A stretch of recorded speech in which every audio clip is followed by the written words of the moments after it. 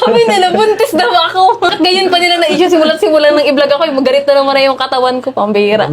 Tingin mo sa kalad kari. Baka mag-ingat po tayo sa pagsasalita natin sa social media kapag kayo ay napatunayan na nagsalita ng kung ano-ano. May makukulong ba sir pag ganun? Oo, meron. Makukulong yan.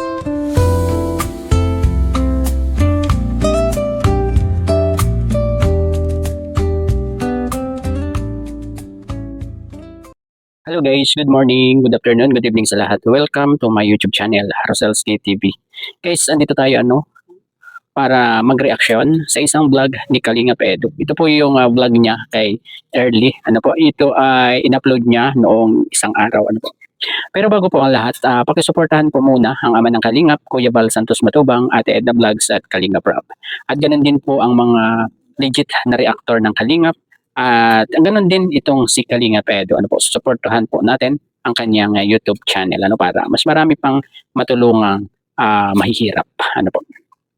At ito na nga guys, hindi na nakapagpigil si Kalingap Edu dahil sa mga nangyayari, dahil sa mga nangbabash dito sa kanyang mga beneficiary, guys.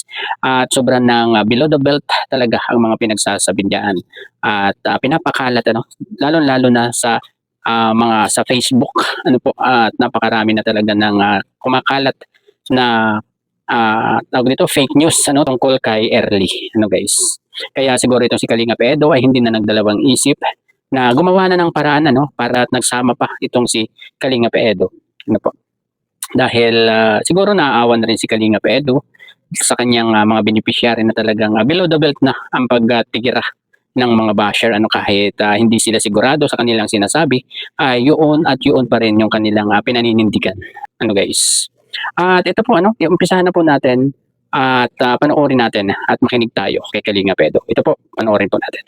Ngayon po ay meron tayong na-receive na message galing kay sa ating beneficiary. Yan. Lang iba si Early, Lang iba kundi si Early. So ayan guys, nag-chat sa akin, napakahaba niyan. At meron siyang isang concern dito, na sinasabi niya ay yun nga, dahil pansin ko rin naman at matagal na rin naman itong issue, matagal na rin itong nagpapatuloy, hindi lang sa kanya kundi dun sa iba rin, kala Jeneline, siya, kahit sa dati pa mga ex-bene natin, alam niyo na po kung sino mga yun, hindi ko na lang pangalanan. So nalipat-lipat na, so ito talaga ay concerning kasi pagtungkol din talaga sa mga, syempre, sa kanila, nasasakop natin sila sa channel, hindi natin basta yan pwedeng pabayaan kasi tayo ang parang guardian nila, dito, bilang, kanilang, scouter, vlogger nila.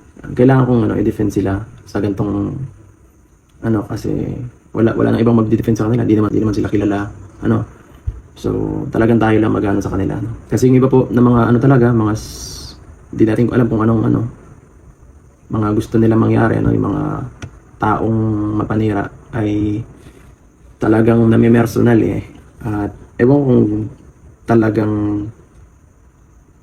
may galit lang sa kanila yan o gusto lang nila talaga akong sirain, kasi minsan parang gano'n ang nararamdaman ko yung iba sa sobrang galit sa akin kung ano-anong ginagawa sa iba kong mga tinutulungan, kagaya nga yan. May mga iba tayong tinutulungan na umayaw dahil sa mga paninira. Sa Kalingap din, may mga ganong instance, So, yun nga. Ito ay hindi biro to. Kailangan tayong umaksyon. Kasi baka lumala pa. Kahit pa inano natin ito nung nakaraan, pinag-usapan na namin ito nung nakaraan na wag anuhin.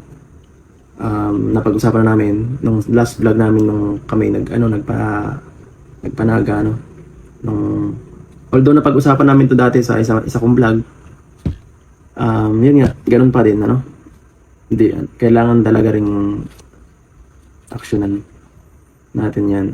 Kausapin din sila kung paano natin i-handle ang sitwasyon, kung anong gusto nila ng mga tinutulungan natin, kasi ito ay mahirap tong ganitong apektado sila. At ayun guys, yung naging pahayag ni Kalingap Edu, guys, na talagang hindi na niya matiis yung kanyang mga beneficiary na ganon na laging sinisiraan at talagang ayaw na niya itong patagalin pa, lalong lumala daw, sabi ni Kalinga Edo, ano. Kaya bibigyan niya na ng action, ano guys. At yan ay malalaman natin maya-maya ano kung ano yung magiging action ni Kalingap Edo dito sa kanyang mga beneficiary. Tungkol diyan sa mga naninira dito sa mga beneficiary ni Kalingap Edo. Dahil hindi na po talaga maganda yung kanilang mga sinasabi. Ano guys, malay natin ano, hindi makayanan ni Early yung mga sinasabi nitong mga basher na ito. Ay nag-aaral yan guys, ano, baka ma-stress, ay talagang masisira talaga ang pag-aaral nitong bata kapag nagkataon, kapag hindi niya kinaya yung mga sinasabi nitong mga basher. Ano, kaya eto, nagdesisyon na itong si Kalingap Edo na talagang gagawa na siya ano ng aksyon para dito, ano, para hindi na masyadong lumala pa. At ito, diretso pa po natin. Sa ating may mga nangyari, ano. At ito po ngayon pupuntahan po namin ng grupo. Diyan po nagtawag din ako ng kasama ngayon. Kasi Hello mga padi.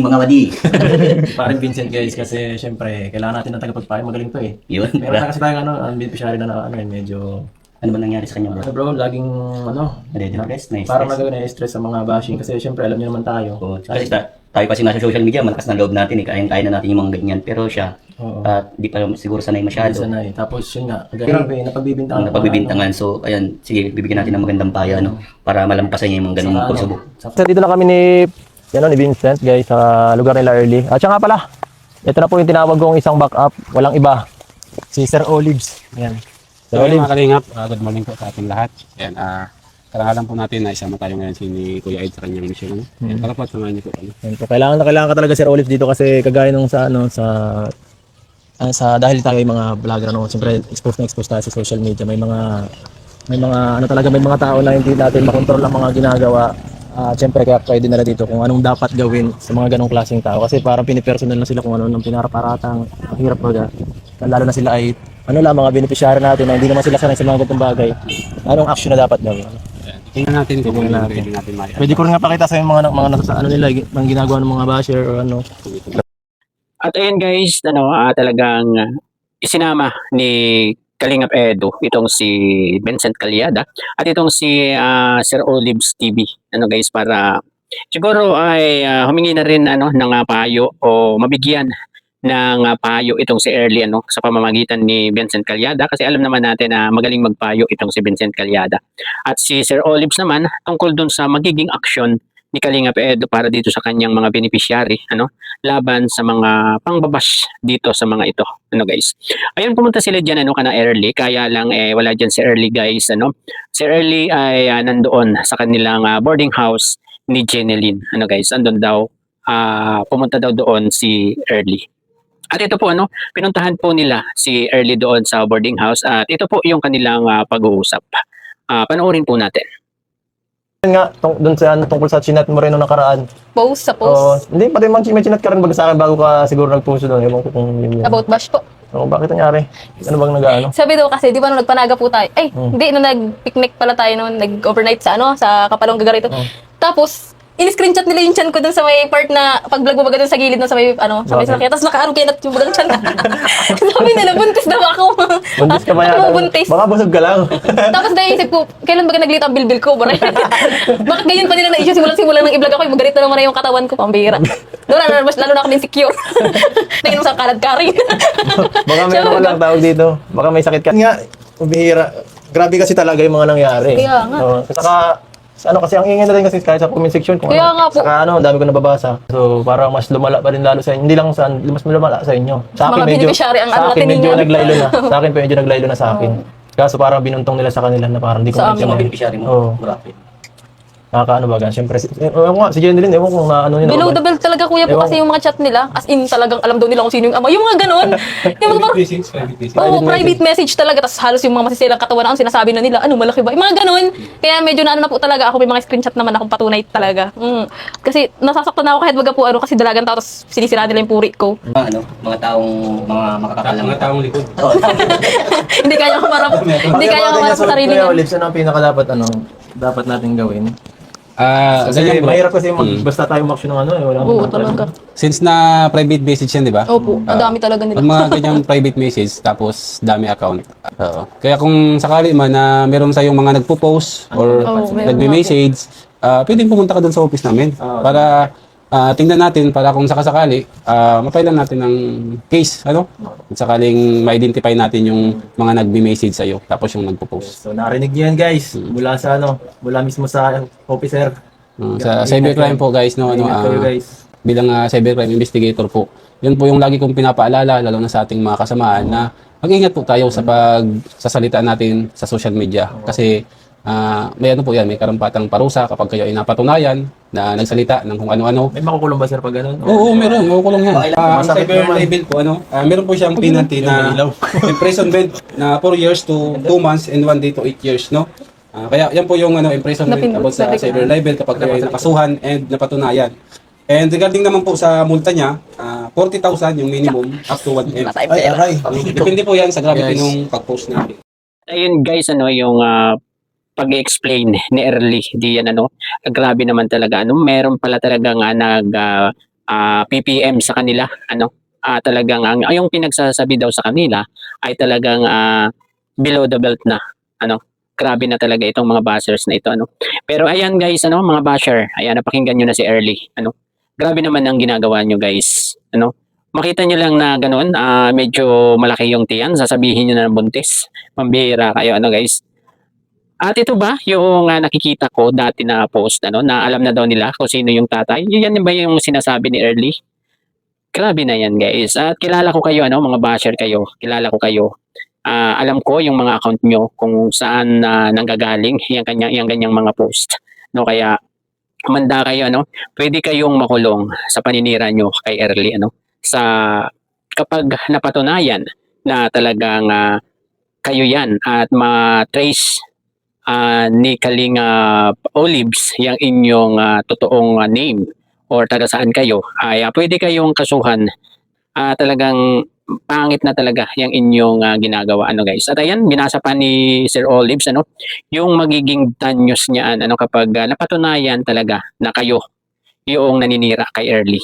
Kaya mag-ingat-ingat na kayo mga basher kayo, Huwag po kayong dali lang ng dali, para lang sa inyong mga hinahangaan siguro, para sa inyong mga hinahangaan ay meron naman kayong nasisirang tao, guys.